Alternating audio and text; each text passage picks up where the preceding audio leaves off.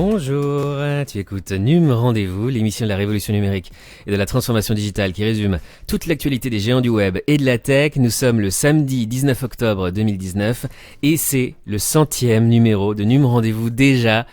Ça fait près d'un an que je fais cette émission sur le numérique. Elle pourrait changer de format, attention, ces prochaines semaines, je préfère te prévenir. Pour l'instant, elle est encore disponible sur ma chaîne YouTube, Fan Rendez-vous, également sur toutes les plateformes de podcast, notamment Apple Podcast, Google Podcast et Spotify. Netflix pourrait interdire le partage des comptes entre amis. Ça fait des mois et des mois qu'il y a des rumeurs sur ce sujet. À chaque fois, c'est démenti par Netflix et notamment par le patron de Netflix, Reed Hastings, qui nous dit non, on autorise le partage des comptes, on est très tolérant là-dessus, ça permet aux jeunes qui n'ont pas beaucoup d'argent de découvrir Netflix et ensuite, une fois qu'ils entrent dans la vie active, ils s'abonnent. Donc beaucoup d'étudiants faisaient ça et apparemment ça dérangeait pas Netflix jusque-là. Et bien maintenant c'est fini. Face à la concurrence d'Apple TV+, qui va arriver là et de Disney+, et bien Netflix a décidé de se battre contre le partage des comptes. Netflix va mettre fin au partage de comptes entre amis. Dans son dernier rapport aux investisseurs, la plateforme de streaming affirme être en train de chercher les moyens d'empêcher efficacement cette pratique qui lui cause un énorme manque à gagner. Donc c'est en plus une information officielle qui est issue du rapport de Netflix aux investisseurs. Netflix s'est par le passé montré pas très regardant sur le partage de comptes, mais la concurrence croissante sur le marché de streaming le pousse à prendre des mesures pour limiter son manque à gagner, sachant que le partage de comptes lui fait perdre, écoute bien, près de 2 milliards de dollars par an. À cause de ton partage de comptes avec tes potes, avec tes amis, Netflix perd 2 milliards de dollars par an. Dans son dernier rapport trimestriel adressé aux investisseurs, Netflix affirme que la pratique est désormais suivie de très près et l'entreprise rappelle l'aspect illégal de la chose et dit étudier les moyens d'y mettre fin dans les plus brefs délais. C'est la première fois que Netflix fait une telle annonce. Depuis plusieurs mois, les conditions d'utilisation de Netflix ont évolué en plus. Donc c'était un premier indice. Si le service semblait fermer les yeux jusque-là sur le partage de mots de passe, il indique désormais que tout contenu regardé via la plateforme est réservé à un usage uniquement personnel et non commercial et ne doit pas être partagé avec des personnes extérieures à votre foyer. Certaines plateformes ont même été créées uniquement pour servir d'intermédiaire aux personnes désirant partager le même compte Netflix, mais aussi réduire le montant de la facture mensuelle. Un récent rapport de Médiamétrie a révélé que 9 Français sur 10 sont adeptes du piratage, entre guillemets, du partage de compte Netflix. Si l'abonnement à 15,99 € permet aux membres d'une même famille d'accéder au contenu de la plateforme sur 4 écrans en simultané, le rapport indique que 2 millions de Français partagent leur compte en dehors du cercle familial. On ignore actuellement encore comment Netflix compte venir à bout du phénomène. Sans doute que ces mesures iront dans le sens d'une restriction géolocalisée, comme la méthode déjà employée par Spotify. Évidemment, je suis extrêmement désolé que Netflix le fasse, mais malheureusement, on devait y passer, forcément, ça allait arriver un jour, surtout face à la concurrence d'Apple TV+, de Disney+, d'HBO Max, et de tous les nouveaux services qui vont arriver ces prochains mois et ces prochaines années, ces nouveaux services de streaming. Netflix va être obligé d'interdire le partage de comptes. Tu vas retrouver tous les articles mentionnés dans ce podcast dans la description de cette vidéo sur YouTube et dans les commentaires de ma vidéo sur YouTube. Autre news qui a fait le buzz cette semaine, c'est le Pixel 4 de Google. La reconnaissance faciale du Pixel 4 et du Pixel 4 XL fonctionne si vous êtes endormi et même mort. Ça veut dire que même si tu fermes les yeux et que quelqu'un met ton téléphone devant ton visage, eh bien ça va débloquer ton téléphone. Une reconnaissance faciale un peu trop puissante, c'est le nouveau système que Google a mis en place qui reprend le Face ID d'Apple. Sauf que ce Face Unlock est vachement puissant. Et si par exemple tu es endormi, eh bien ton partenaire, ton conjoint ou ta conjointe, ta petite copine ou ton petit copain, ou même tes enfants peuvent déverrouiller ton téléphone et avoir accès par exemple à tous tes messages, etc. Donc ça pose un vrai problème de sécurité et la réponse de Google, je la trouve un peu exagérée. Google encourage les utilisateurs à conserver leur téléphone dans un endroit sûr comme votre poche frontale ou votre sac à main pour réduire la probabilité de ces événements. Bon évidemment c'est pas toujours le cas, tu peux pas toujours surveiller ton téléphone 24 heures sur 24.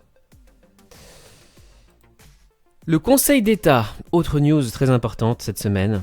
Le Conseil d'État valide la stratégie critiquée sur les publicités ciblées de la CNIL en rejetant le recours de la Quadrature du Net et de Calliopen, deux associations de défense de la vie privée, le 16 octobre.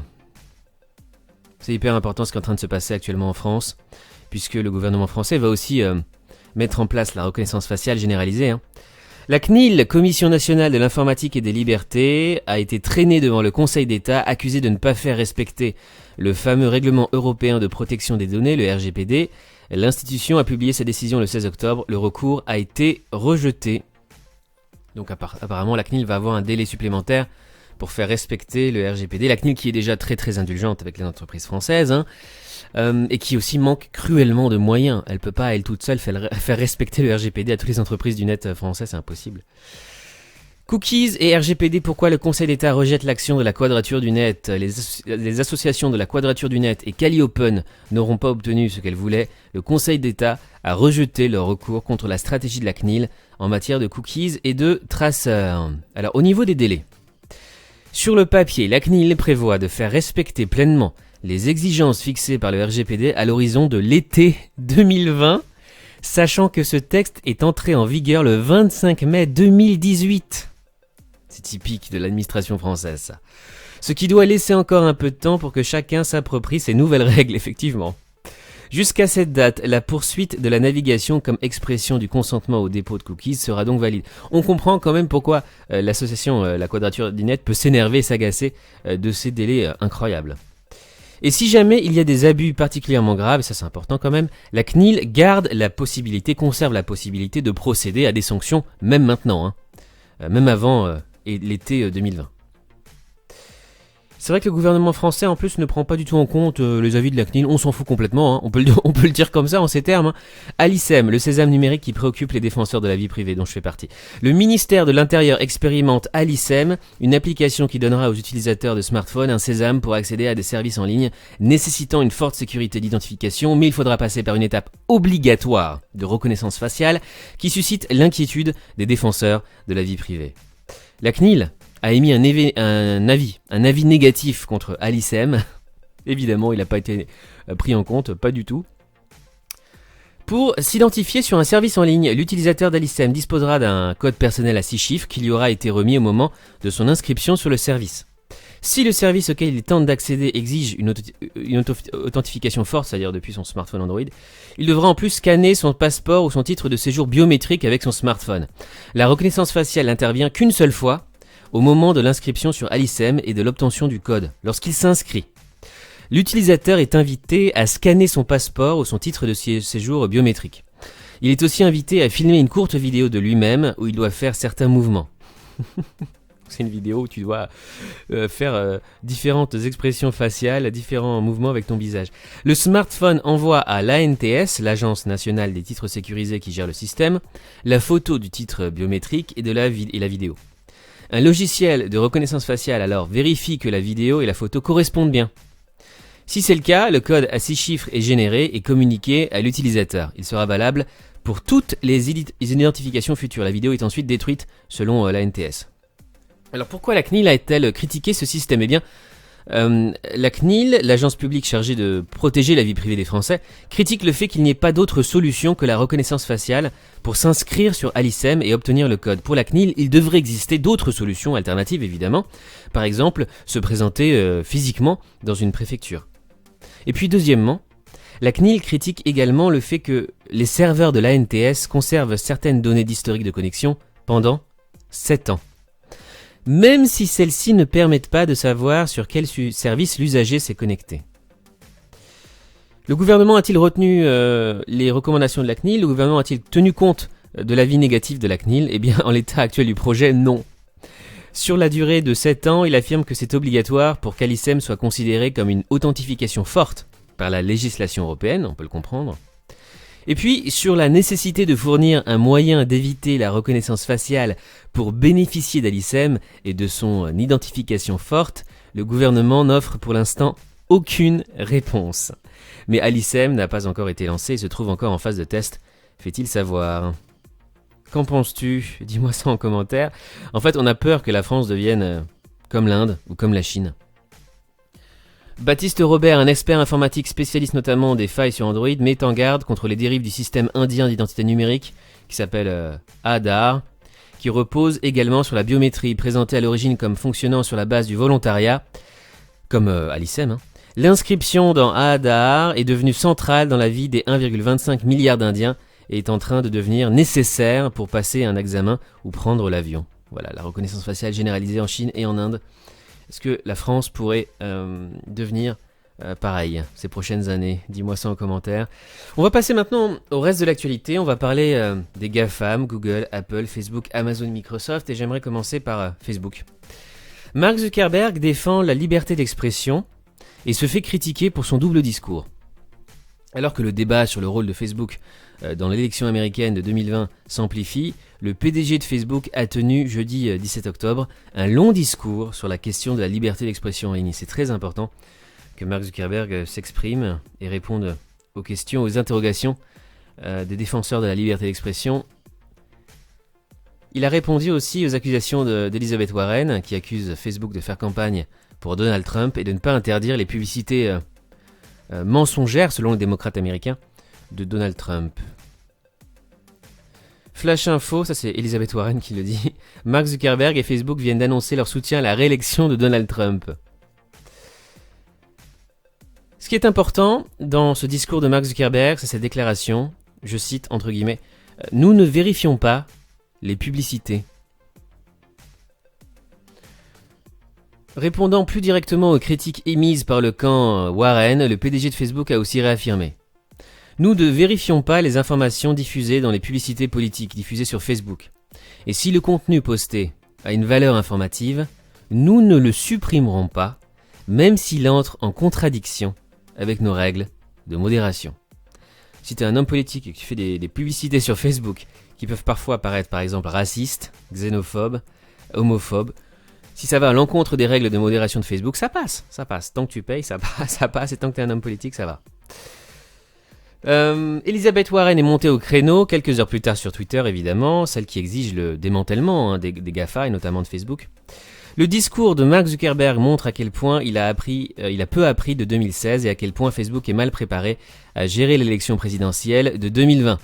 Une critique dépassant la question des seules publicités selon elle. Facebook aide activement, je cite, Donald Trump a diffusé des mensonges et de fausses informations. Facebook a déjà aidé Donald Trump à se faire élire une fois.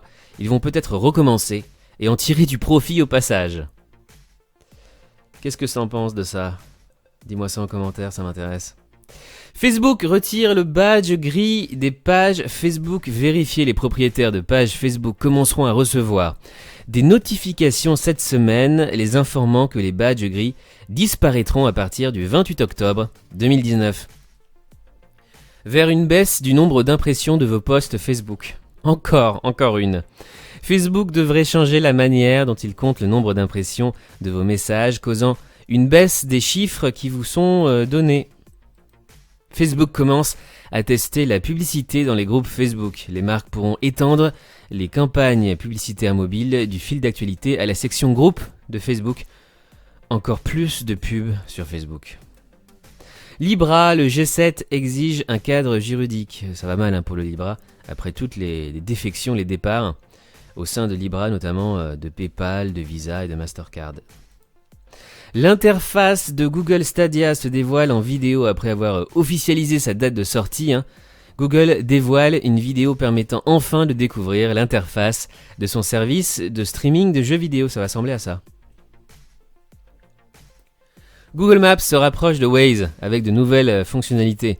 4 nouveaux outils vont être ajoutés à l'application pour faciliter le trajet des utilisateurs. Waze qui appartient de toute façon à Google également. Google Maps permet désormais d'alerter les autres automobilistes en cas de soucis sur la route. Pour faire face à Netflix, Apple explose son budget de production de contenu. 15 millions de dollars par épisode par exemple. L'une de ses productions phares, Morning Show, qui sera disponible dès le lancement avec notamment Jennifer Aniston et Reese Witherspoon, coûterait ainsi 15 millions de dollars par épisode. Au final, la série aurait ainsi coûté 300 millions de dollars pour 2 saisons. Puisque Apple TV+ va débarquer très bientôt, et Disney+ également. Donc il y a une guerre entre Disney+, Apple TV+, Netflix et les autres services pour produire de plus en plus de contenus originaux. Apple s'apprête à lancer ses AirPods Pro avec de nombreuses nouveautés. Apple AirPods Pro, nouveau design, réduction de bruit active et sortie en octobre peut-être. Le Royaume-Uni déclenche une enquête sur l'entrée d'Amazon dans Deliveroo. Amazon qui est très très intéressé par la livraison de repas et Amazon pourrait peut-être même racheter la start-up britannique Deliveroo. Amazon lance en France son service de chaîne payante à la carte, Amazon Channels. Amazon lance en France Prime Video Channels, un service permettant de s'abonner à bas prix à des chaînes de télévision en plus de Prime Video. Microsoft admet la suprématie d'Android sur mobile. Le smartphone Surface Duo de Microsoft utilise Android mais pas Windows et les fans hardcore de Microsoft demandent à Microsoft d'arrêter d'utiliser Android pour ses téléphones et de revenir à Windows. Dans le reste de l'actualité, on va parler de Netflix, d'Airbnb, de Tesla et Uber. Netflix dépasse les 158 millions d'abonnés dans le monde. Le géant de la vidéo en ligne Netflix a dépassé les 158 millions d'abonnés dans le monde et engrangé plus de 5 milliards de dollars de chiffre d'affaires au troisième trimestre 2019, des résultats salués en bourse à leur publication mercredi. En attendant Disney+ et Apple TV+, les nombres d'abonnés de Netflix continuent d'augmenter. Netflix affiche de bons résultats au troisième trimestre, en partie grâce à la troisième saison de Stranger Things. Netflix l'assure, Disney+ et Apple TV+, n'ont pas de contenu aussi bon et aussi varié. Disney+ qui va faire très très mal dès son lancement, avec plus de 1000 titres, avec toutes les séries et les films Marvel, Disney et Star Wars notamment.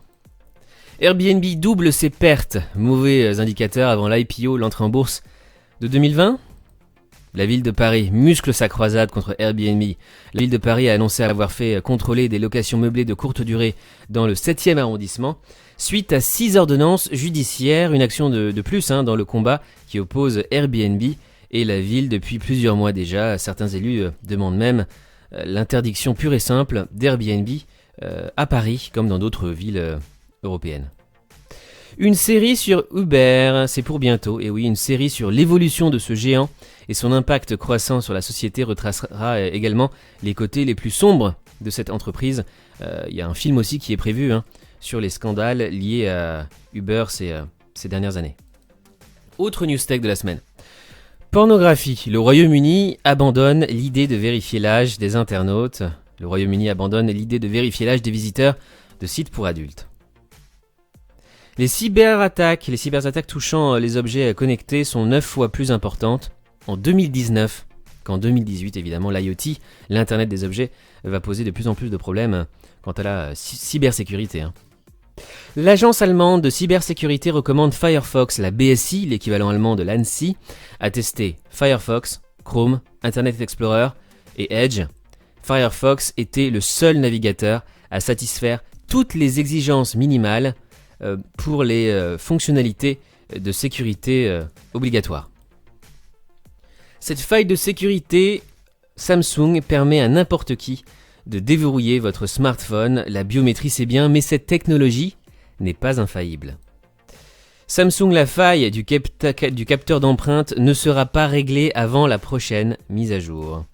Samsung songerait à un smartphone avec une caméra avant cachée sous l'écran. Ça fait plusieurs mois que je vous en parle dans mes émissions. La caméra frontale invisible de Samsung ferait ses débuts en 2020, enfin.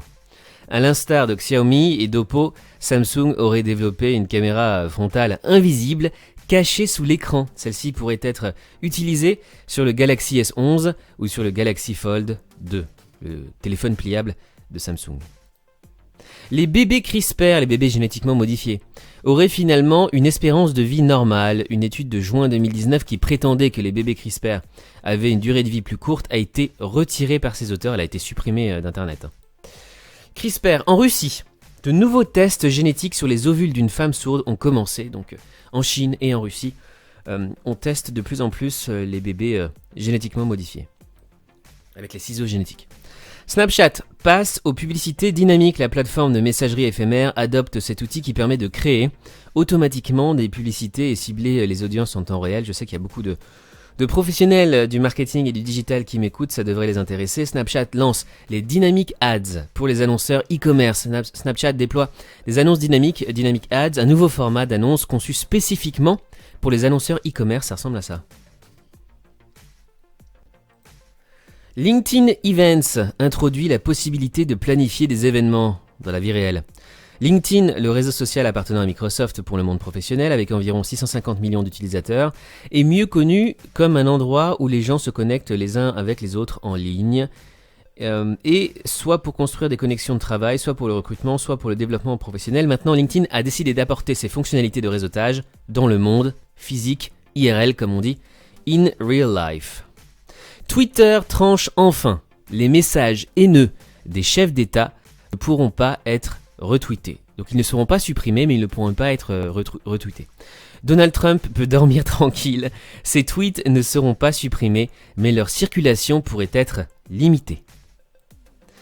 Pinterest permet désormais de personnaliser la page d'accueil. Pinterest a lancé un nouveau Home Feed Tuner qui donne aux utilisateurs un meilleur aperçu des facteurs qui influent sur le contenu qui s'affiche sur leur page d'accueil et plus de contrôle sur ce qu'ils voient. Tant mieux. C'était vraiment un besoin sur Pinterest, je trouve. Yahoo va supprimer tout le contenu de Yahoo Group, le début de la fin. Yahoo a confirmé qu'il allait supprimer tous les contenus des Yahoo Group, c'est incroyable. Une décision qui sera effective durant le mois de décembre. Moi qui ai grandi avec Yahoo dans les années 90, c'est incroyable de voir le déclin de cet empire qui était aussi important que Google ou Facebook dans les années 90. Yahoo qui est en déclin partout dans le monde, sauf au Japon, qui reste encore très populaire au Japon. Disney Plus va payer des internautes pour regarder des films Disney. Pour le lancement de la plateforme de streaming Disney Plus, 5 heureux élus auront le droit de toucher le pactole à condition d'accepter de regarder 30 contenus en 30 jours. Disney en fait cherche ses super fans. Alors malheureusement c'est uniquement pour les utilisateurs américains. Ce ne sera pas pour les Français pour l'instant. L'UNICEF accepte désormais les dons en crypto-monnaie. L'UNICEF ne se contente plus d'accepter des dons en monnaie sonnante et trébuchante. L'organisation internationale s'est désormais convertie aux dons en crypto-monnaie. Cigarettes électroniques. Juul, le fabricant de cigarettes électroniques, retire de la vente toutes ses recharges aromatisées aux États-Unis. C'est la victoire de Trump. Donald Trump avait demandé que les recharges de cigarettes électroniques aromatisées soient interdites dans le pays. Et Juul a cédé. Il y a eu apparemment plusieurs morts aux États-Unis liées à l'usage de la cigarette électronique. Chine maintenant. La Chine espionnerait massivement ses citoyens via une application éducative. Une étude menée sous la houlette d'une firme de cybersécurité allemande épingle le parti communiste chinois, accusé d'espionner ses citoyens par le biais d'une application éducative visant à renforcer l'emprise idéologique du PPC. Des preuves très suspectes ont en effet été dénichées dans le code du logiciel. Ça fait plusieurs fois que je vous en parle dans mes émissions. Une application à la gloire de Xi Jinping qui apparemment siphonnerait le téléphone des Chinois en espionnant notamment les photos, les messages et toutes les applications sur le téléphone des citoyens chinois qui l'utilisent, qui est d'ailleurs obligatoire, cette app pour les fonctionnaires notamment. Huawei confirme sa bonne santé malgré les sanctions américaines. Le constructeur chinois Huawei a annoncé avoir poursuivi sa croissance au cours des 3 derniers trimestres, malgré les sanctions prononcées ces derniers mois par l'administration américaine. Huawei défie les USA en annonçant une hausse de ses ventes par rapport à la même période en 2018. Les ventes de Huawei durant les 9 premiers mois de 2019 ont augmenté de 26%. La Chine prête à prendre la Libra de vitesse. Des experts estiment que la Chine pourrait prendre un avantage décisif dans la course aux crypto-monnaies si les gouvernements occidentaux continuent à s'opposer à la Libra. Facebook a peut-être trouvé l'argument qui va emporter l'adhésion des leaders occidentaux à la Libra. La Chine prépare sa propre crypto-monnaie. Selon certaines sources chinoises, elle devrait sortir le 11 novembre, bien avant la date de sortie estimée de la Libra en juin 2020. C'est le jour de la journée des célibataires en fait en Chine. Une fête très très populaire pour le e-commerce chinois. News France maintenant, 56% des employés français font davantage confiance aux robots qu'à leurs managers.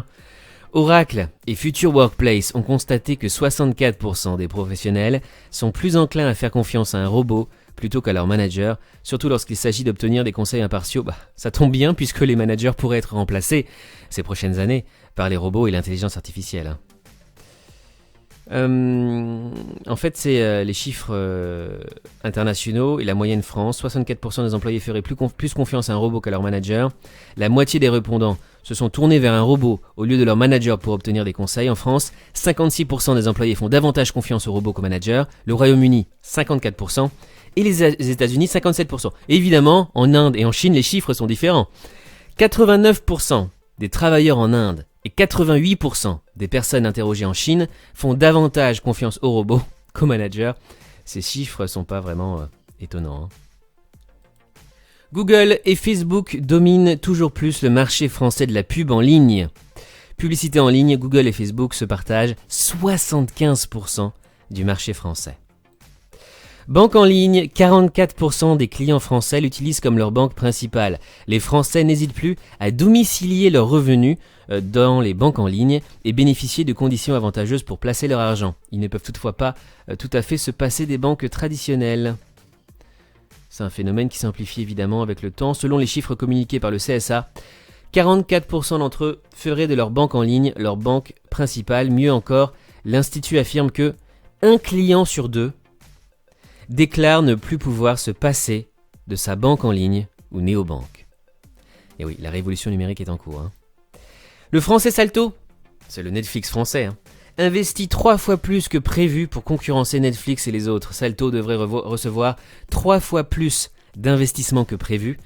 Un budget revu à la hausse pour le service, pour que le service puisse avoir une chance de concurrencer Netflix, Apple TV+, Disney+, HBO Max et les autres.